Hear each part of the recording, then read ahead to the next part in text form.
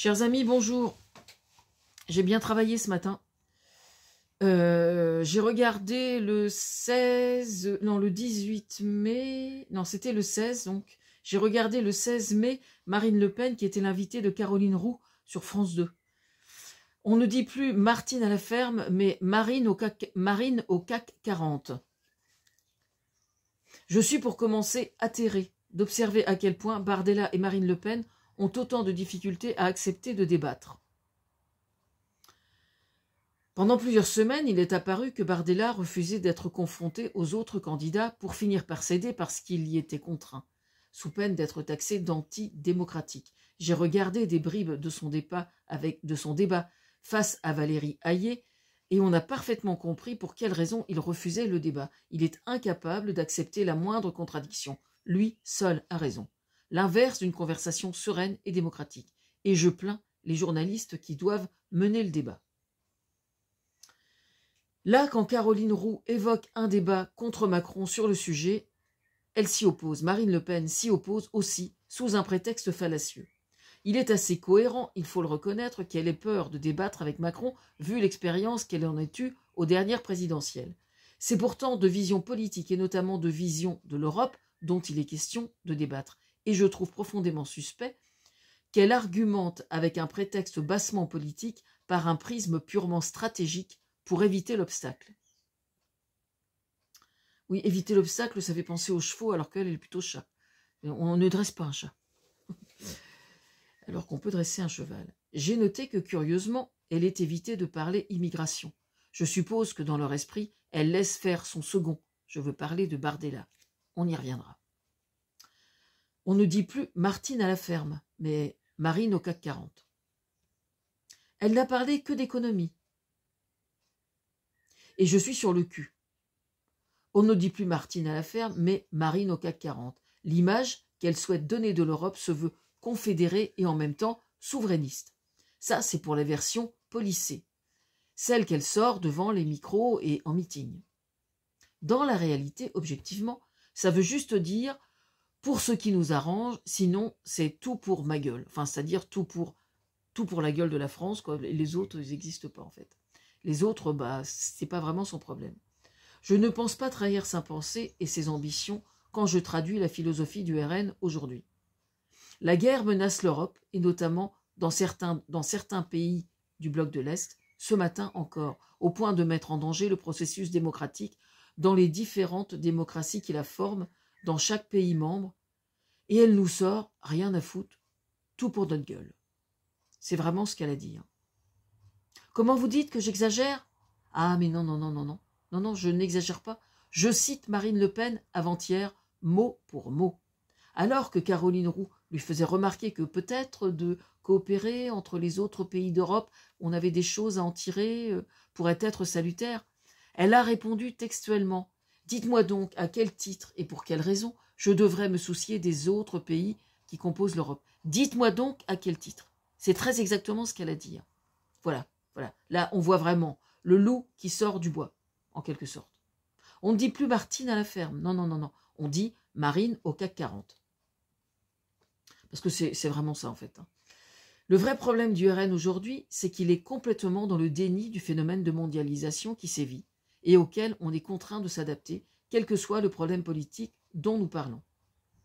Ça n'est pas que les propositions seraient discutables, c'est que les autres pays d'Europe n'existent plus à leurs yeux.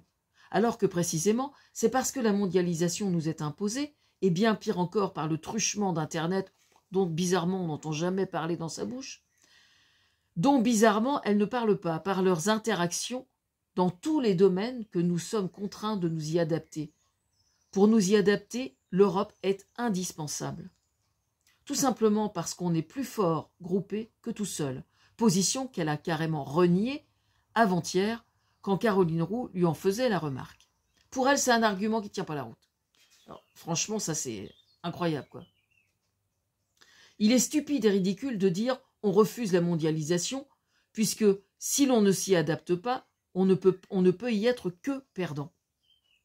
Pourquoi? Parce que les 12 000 représentants des lobbies qui siègent au Parlement européen, vous imaginez quoi? Ils sont là-bas pourquoi, à votre avis? Pourquoi? Si l'Europe était si peu contraignante pour eux, ils n'y siégeraient pas, et ils n'y siégeraient pas surtout dans une telle proportion. Elle reproche à Macron et à ceux qui l'ont précédé de ne pas avoir suffisamment soutenu telle filière ou telle autre. Mais l'argent, elle le trouve où? Puisqu'elle n'a Dieu que pour les classes moyennes et à leur porte-monnaie. Parce que ça, quand il s'agit de prêcher pour baisser les impôts, il n'y a pas de problème. Par contre, elle prétend soutenir telle filière, telle... C'est pas possible. Ça n'est pas possible. Le grand yaka. Alors ça, le grand yaka, ceux qui sont attachés à la vie associative, dont elle ne risque pas d'être une représentante, connaissent bien ce processus dans les assemblées générales. Le grand yaka faucon. Mais l'argent, par contre, on ne sait pas où on le trouve. Elle en fait quoi du processus de réciprocité? Oui, j'ai bien dit processus de réciprocité. Comment attendre des autres pays d'Europe qu'ils acceptent leurs propositions si à la base, ils considèrent que c'est leur gueule à eux, comme on dit, d'abord, qui doit être le premier servi? Elle prétend défendre les agriculteurs sur leur pouvoir d'achat. Mais quand il avait été question de voter pour favoriser la mise sur pied d'un SMIC européen, il s'était abstenu, alors que c'est l'un des leviers les plus sûrs pour éviter de voir une concurrence déloyale dans les rayons des supermarchés. Je rappelle d'autre part que côté agriculture, justement, puisqu'il ne jure que par une agriculture intensive, qu'elle est excédentaire. Ce qui m'a atterré, je dois reconnaître, c'est d'observer que son discours était uniquement basé sur l'économie et uniquement l'économie. Dès lors qu'on aborde le moindre sujet lié à l'humain, il n'y a plus personne. Ça me glace le sang, en fait, et j'étais pas la seule. Le mal-logement, qui est le problème récurrent dans tous les pays d'Europe, aujourd'hui, dont la cause première est le phénomène Airbnb, alors que dans chaque pays, on essaie de trouver, d'échafauder des solutions, elle refuse de les remettre en question, parce qu'elle défend les propriétaires des logements qui en bénéficient. C'est ça la vérité. On ne dit plus Martine à la ferme, mais on dit Marine au 440. Mais dans notre esprit, il n'est pas question de s'en prendre à ceux qui ont quelques appartements, mais bien de s'en prendre qu'à ceux, et uniquement à ceux qui sont dans l'excès sur le sujet, et elle botte en touche, uniquement sous ce prétexte. Pourquoi? Parce que sa vision de la politique est entièrement déshumanisée, et que des bébés de 3 mois qui dorment sur le trottoir, eh bien elle s'en fout complètement. Elle s'en tape. C'est pas son problème, ça. Ça n'est pas son problème. Voilà ce que j'ai ressenti avant-hier soir quand j'ai écouté ce débat. Le Rassemblement national semble de plus en plus assumer son côté anti-européen et ne plus s'en cacher. Enfin, c'est vraiment le sentiment qui ressort de son intervention. Aujourd'hui, au Royaume-Uni, 80% de la population reconnaît qu'ils ont fait une énorme connerie en quittant l'Europe.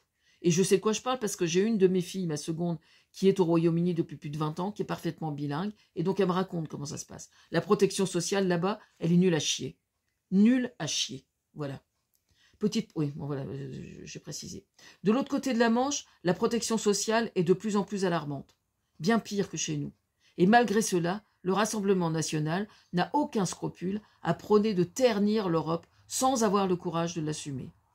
Parce que ça, dans les paroles, il n'y a pas de problème. Mais comme de toute façon mentir, c'est dans leur ADN, il n'y a aucun souci.